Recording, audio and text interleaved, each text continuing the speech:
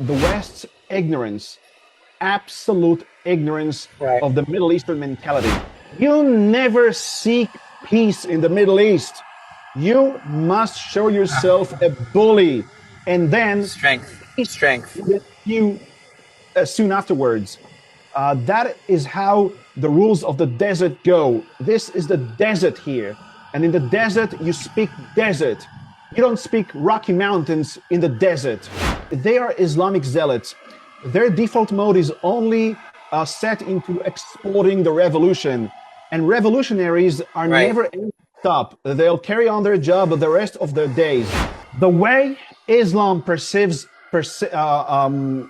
basically thinks about the concept of victory is completely different the way we think and we regard what victory is. תהיו חברים, תפרגנו, תנו בלייק, תנו בסאבסקרייב, תנו בתגובה. כל השלישייה הזאת, יוטיוב מאוד אוהב את כולם. תרגומים זה נצח נצחים לתרגם הופעה שלמה. אז תחשבו עוד גם לתרגם את כל זה לשפה שנייה, לאנגלית. זה בכלל פול טיים ג'וב על חשבון הפול טיים ג'וב שלי. אתם מוזמנים כמובן, כל אחד ויכולתו שלו, לסייע פה ולפתוח את הארנק. יש לכם מתחת לנגן את כפתור הסופר תודה, את כפתור ההצטרפות למועדון, שם תקבלו תוכן בלעדי לפי בקשתכם, ויש לכם מתחת לנגן בתיאור הסרטון את ביט, פייפל, פטריון וביי מי קופי. כמובן, כל אחד ויכולתו שלו. זהו, חוזרים לסרט. Welcome to another episode of the Real Israel podcast with me, your host, Chaim, miilesפין, with a friend, Idan Ronen. And he is quite a fascinating individual who actually speaks Arabic and Hebrew and English, obviously. I don't know about any other languages, but he is an expert in understanding what the West fails to understand again and again and again. And he goes and does all kinds of conversations, people online, in person, and debates, and shares actually the facts about Israel. So first off, it's great to be here with you once more, Chaim. Glad to be back with you here. And to make a long story short of everything you're mentioning here, I'm afraid it all comes down to, and I'll be very blunt with my words, because that's the way I like it, the West's ignorance, absolute ignorance of the Middle Eastern mentality. You're dealing with a different culture. It has its own set of values. It has its own perspective. They're not driven by the same goals you're driven by. Rome behave Roman, in the Middle East behave Middle Eastern. How dumb can one be when they're exercising in Rome behaves Spartan? And that's the reason why all the major media outlets are just lacking the very basics of how the Islamic world is viewing the world from its own perspective. And eventually, one way or another, it also comes up to President Donald Trump, where he unfortunately embodies here and encapsulates the absolute Western idiocy. The mere fact we're at this round, on and round we go. I can only remind everybody that last year we were forced to stop the campaign when Trump ordered Israeli pilots to U-turn, and that was a terrible mistake. Now that they have mentioned that all this negotiation process, they have treated Trump at the first place, according to their own sources, as a mentally degenerated person. Now, obviously, I can never conclude that clinically speaking, but at least on the outside, at least on the surface, it does convey the messages as if like, what the hell is going on? What the hell is like went in through him? How can he make such statements? What went in through him? Some could say it might be financial aspects. Like if you're a businessman and you're looking at oil versus oil that you can't take without China stopping you, and World War III. So oil in Iran that you can't take really, clear and neatly. Then you're looking at big business ventures turning against you. Not only that, but the whole American public, who just doesn't understand why Israel even needs to be in Lebanon to defend ourselves, or Gaza for that matter, even after the 7th of October massacre. And so you probably have business and financial reasonings that are unseen potentially that are causing him to buckle to those pressures. we have to keep in our mind that those fanatic zealots, they're not driven by the same goals the West is, let alone greedy Trump is. The White House is split upon by Kushner, Witkoff, and J.D. Vance. We're dragging him into the business section because, they're involved with business and real estate stuff in Qatar and in the Gulf states. And they're basically saying, you've got to cut out the wall right now. And the other section is Rubio and the other guys there, and they're pulling him, and Lindsey Graham, that they're pulling him actually to go Lindsey on and Graham finish is great. the job. Yeah, and to finish the job. Right. Trump would have understood even slightly, not necessarily should he actually memorize the entire Arabic alphabet, but some of the very basics of Middle East speaking. You never seek peace in the Middle East. You must show yourself a bully, and then strength. You soon afterwards. That is how the rules of the desert go. This is the desert here, and in the desert you speak desert. You don't speak Rocky Mountains in the desert. I can never stress this one enough. Right.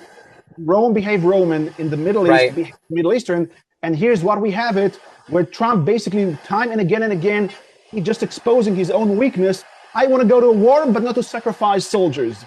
So then don't go to the war in the first place. It doesn't work like that. And whenever the Iranians, and they are the master class of, foot dragging and luring the available enemy to his own trap.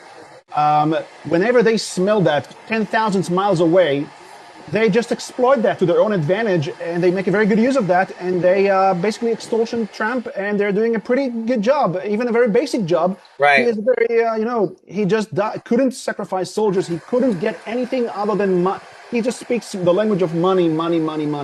It doesn't work. Right. It just doesn't work. Yeah, it just doesn't work because that's not what they're looking for. They don't want, I sometimes use this analogy and I say, would you like a McDonald's? You know what? We'll do you one better. We're going to give you 10 McDonald's if you'll do what we want. And I'll think, we don't want your McDonald's. We don't want anything Western. We don't need your money. We don't want none of that. We want to do our jihad, and we have our pita. We have our pita bread. I'm using it in a food analogy, but let me ask you this. I think when you set out to do something, you really should ask, what is it you're trying to achieve? Is it only that they can go back to controlling the Strait of Hormuz that they controlled before? Is it that America controls the Straits of Hormuz? Are they wanting to have a regime change when America set out to, or that they will never have ballistic missiles again, or not have nuclear capability? I mean, America has struck more than any president, I think, ever has struck Iran in the history of the world. He's struck more, but is that enough? No, is that enough? Yeah. Because, and it couldn't get any simpler. And I'm meaning by that, like a first grade level understanding. It is either 0 or 100. There is no in between. Because even if you go and you finish the job by only 90%, the very nature of those crooked regimes, they always, because see, they are Islamic zealots. Their default mode is only set into exporting the revolution. And revolutionaries are never able to stop. They'll carry on their job the rest of their days. And even if you stop at 99% of the job, they will immediately the day after reverse back into 98%, 97, 96, and in 2, 3, 4 months, you just lost everything because their default mode to rehabilitate themselves ASAP.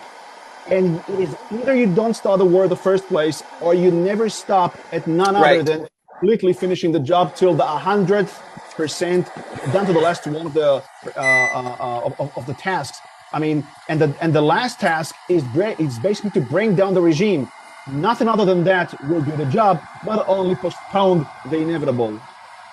In an ignorant way, or without knowing, or inadvertently, America and the West is often actually helping the enemies of Israel through these ceasefires, and essentially could all the proxies suddenly get rearmed, maybe even maybe even Hezbollah, maybe even Gaza, maybe even the Houthis, because of this deal, because of the ceasefire in Lebanon that they're trying to push, and because of the deal giving billions and billions, would there be a way, in your opinion, to just rearm and undo all the progress done at the cost of our lives as soldiers? Absolutely. And that is a notion that all your viewers, all the Americans, the Europeans, anybody who is a Westerner should basically grasp this thing in the back of his mind. The way Islam basically thinks about the concept of victory is completely different the way we think and we regard what victory is. We, gullibly enough, in the Western world, believe that if we destroyed and knocked out so many of their military capabilities, then we won the war. It couldn't get any more rubbish than that. According to the Islamic perspective, the mere fact you were able to resist the, how should I put it, like the evil giant imperialist West, the way they see it, even if you nuked their entire civilization and all is left is just two cut fingers shaped in a V shape like that, that all matters for Islam to convince themselves we won the war. Now, what is the, it may sound ludicrous at some Western gullible point of view, but don't take it lightly, guys, because the motivation is what basically inspiring Islam to go on and reestablish themselves again and again, because they see the world through divine revelations. They don't look at the world materialistically, but rather religiously. And a very famous quote in the Quran says in Arabic, "Inna Allahu ma'as sabirin." That translates into English, Allah will support the resilient ones. And that's basically their gas, their petrol. That's basically their inspiration, their motivation. And that's the way they're driving themselves forward. And you have basically to make them understand that Allah will not be with them anymore. And the way to achieve that is by finishing the job completely and vaporizing them once and for good from the map. I don't mention, obviously, to nuke an entire country, but to completely wipe out the entire leadership in a way they will find it virtually impossible to reestablish themselves once more.